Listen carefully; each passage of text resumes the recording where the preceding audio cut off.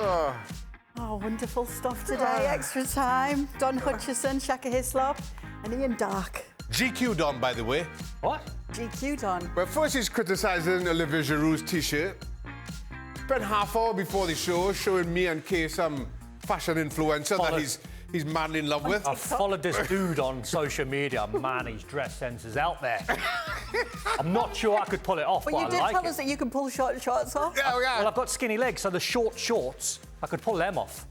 It's the top off. Surely you need muscles in your leg. You can't just have skinny legs. No, skinny's in. As long as the shorts are really short. Who said that? The Royal Skinny Legs Association? Who come up with that? My algorithm says. Oh, good No, Lord. I fell in love with him on social media. God. He's got some style. Like, he's rocking, like, shirts and ties. Skinny legs are with, like, tiny little shorts and, like, loafers and stuff. I think you should channel a bit of it to ESPN FC. Keep a little mood board Next going summer. on. Next summer. Do it when Frank's here. Next summer. When Frank's here next, that'd be great. I get my white socks and my loafers good on, Lord, help tiny us. shorts. Ian, how would you describe your style? I think I'm going to stay out of this debate. I'm a humble walking footballer, and I can still get into shorts and a shirt and attempt to play, but at no pace. We love that for Ian. OK, true king. All right, Don in the past has claimed that teams like Arsenal, Manchester United and Chelsea should get a number 9. Not easy to find. Nope. Yet the only name he mentions is Osimhen. Can Don name 2 to 3 top-level strikers that don't cost north of 100 million? Ollie Watkins. I wouldn't imagine he's 100 million. Harry Kane's probably not worth 100 million now. I wouldn't have thought. But it's not just about the number. It's how much I like Osimhen and how much I love Osimhen.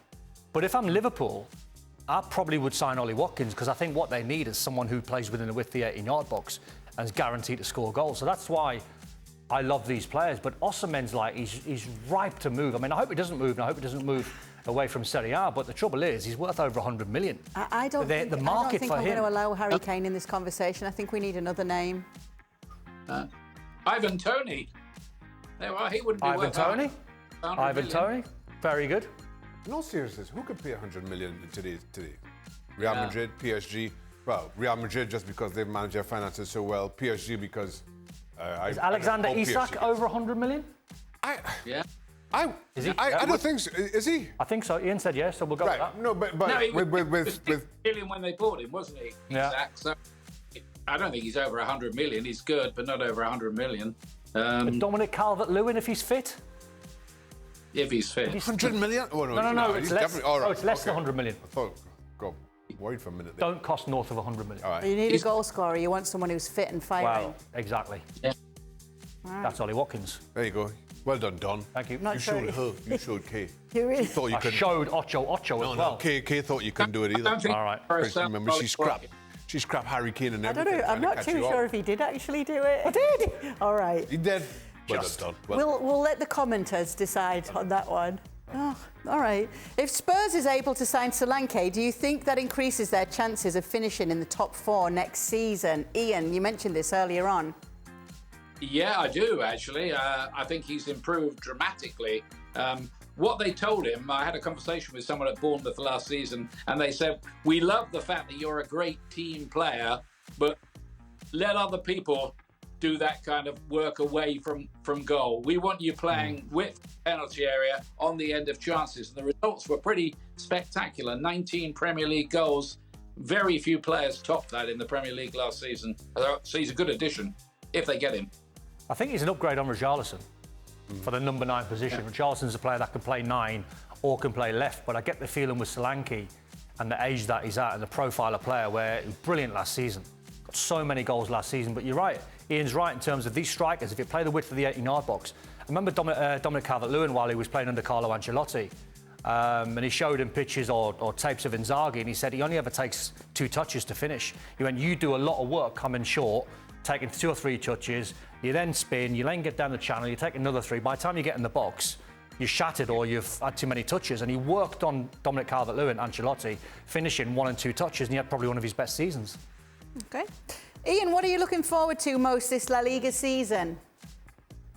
I mean, the battle between Real Madrid and Barcelona again. And I think you've got to add, what are Atletico Madrid going to do. I mean, they really mean business, don't they, with these signings, getting Julian Alvarez, Conor Gallagher's coming as well, we understand. So I think they feel they might be able to really get into the shake-up in a more interesting way this season, having finished outside the top 3 last year. But, you know, look, Mbappe being introduced is fascinating season. Barcelona with Dani Olmo, it looks like they still say they're trying to get Nico Williams. It doesn't look like that's going to happen. Looks like he's staying at Athletic Club. But, you know, Real Madrid won the title last season. I think Barcelona will want it back this year, even with all their financial problems. They've got enough talent there to make it very interesting again. A question for all the panel. Shaka, are you guys okay with the schedule for football players? It seems like they don't have much downtime, which raises concerns of more injuries than normal. I agree. I think the calendar is way too packed, and getting more so, especially when you include international football. Sure, for the top players who are playing in all the competition, you expect to be going deep in the Champions League. I just think it's too much. Okay. I agree. Don? I mean, I thought next summer was going to be the summer where a lot of players could get a lot of rest, and I realised I think the Club World Cup's next summer in America. Yeah. So it's even, so I just don't know when these guys get a rest. It's not like when we were finishing up and go Iron Appa for a couple of weeks and get real rest. I got my rest. Don't worry about got that. The fluids in. Shaka always gets his rest. I got my rest. Very important. Next question. Go on, Ian. I think you have to be careful. I think I don't want to sound like a trade union official, but it might be getting to the stage where the players, if they don't get any joy on this player fatigue issue, they might start going on strike or something like that, because you can't make players play about 70 games a year. And if they're going to play in the Club World Cup, that's what it's going to look like, I think, for some of them. Okay. For Shaka, a goalkeeper question. Oh, okay. How many goalkeepers are too many goalkeepers for one club to have on their books? Let's just bring Chelsea into the equation here, who've reportedly signed their 8th goalkeeper. I don't... First of all, just Chelsea's transfer policy across the board makes absolutely no sense to me. I don't get it. I honestly don't think in a first-team squad you need more than 3 senior goalkeepers. If you have 3 senior goalkeepers and 1 or 2 decent goalkeepers in the youth ranks who can come in as that 3rd goalkeeper if there's an injury, I think you're well looked after. I don't see why there needs to be more. How many goalkeepers does it take to change a light bulb? That's what it felt like that question was there. Ian, what do you make of Chelsea's transfer policy? I can't make much sense of it either, really. You look at all these players coming in and you think, well, how many of those are actually going to make a big difference to what they had already last season? Okay, I like Kiernan Dewsbury Hall. They've got in from Maresca's old club, Leicester City. He might give them a bit more spark in the creative department. But beyond that, you know, they're being linked with Victor Osimhen, who we've spoken about on today's show already, from Napoli, trying to get him on loan with a view to a permanent move. But is he going to go to a club not playing in the Champions League? I don't think so. I mean, they're signing a boy from Atletico Madrid who didn't play any games or 1 game at Granada, didn't play any games at Atletico Madrid, and yet they've paid about 35 million for him. Now, he might be one for the future, but it just doesn't make sense, and they've put him on a 7-year contract. I've got no idea what they're trying to do. You know it's bad when Shaka is not in favour of signing loads of goalkeepers. Yeah. Don't make any sense. It just doesn't make any sense. Yeah. Oh, you could look at Scott Carson come to mind. Well, a lot of top clubs, your 3rd goalkeeper doubles as your goalkeeper coach. You know, so he's part of the staff. You need to call in him, chuck him in between your sticks. You're all right. I don't see any reason for any more. For all, what was the best rival team atmosphere you experienced during your playing days? England, Scotland for me. But club-wise, I mean, I've been quite lucky. I've played West Ham, Millwall. That's ferocious. Liverpool, Everton, obviously. Probably say the Tyne-Wear derby, Newcastle, Sunderland. Remember playing for Sunderland, even though I was a Newcastle fan, on the bus from the Stadium of Light across the bridge to St James's Park. And when we left the Stadium of Light, there was about 5,000 fans there. And as the bus sort of left and departed and got a mile away, there was obviously no one, just like 1 or 2 making their way over there. And then as soon as we hit the Tyne Bridge, thousands and thousands of Newcastle fans, black and white, banging on the window, banging on the team bus, which is always like get your adrenaline going. That was pretty special. I played in a Newcastle Sunderland derby. but it was a year that away fans were not allowed. And it was awful. Stadium was packed. Stadium was absolutely packed, don't get me wrong. Or? Both, at both. No away fans were allowed. I think it might have been Newcastle banned the Sunderland fans to start with, so Sunderland in response for the return game, they did likewise. But without that back and forth, it takes so much away. And again, while you go and the stadiums are packed and there's a lot of noise, it just didn't have the kind of atmosphere that. I loved the hatred.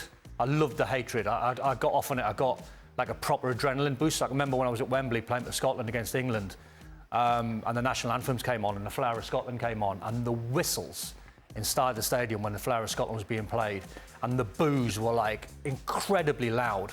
But if you've got anything about you, like you thrive on it. And I was like, this is it. This is why we play the game.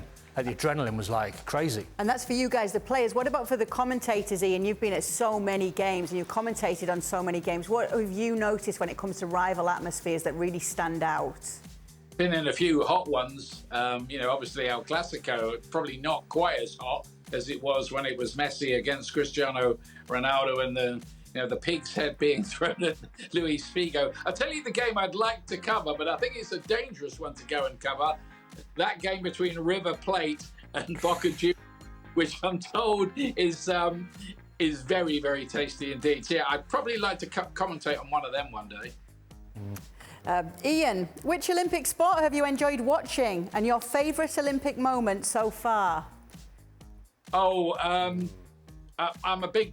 love track and field, so it's always athletics for me at number one. But I like the track cycling. I've enjoyed a lot of it. I haven't enjoyed the boxing. I think the scoring of some of those contests is absolutely atrocious. So I think they must have brought a book, some of those Olympic boxing judges. So what was the second part of the question, Kay? I can't remember now. Your favourite Olympic moment so far? In this Olympics, I think by far, from a British perspective, and I'm from Britain, obviously, was that guy, I think Pridlock was his name, winning the mountain bike race when he got a puncture, lost 40 seconds, caught the guy who was leading up, overtook him, then the guy counterattacked and overtook him, then he came back on a forest path and overtook him again and won the race. So, I mean, that was edge of the seat stuff in a sport none of us ever watch normally, but, I mean, that's the Olympics.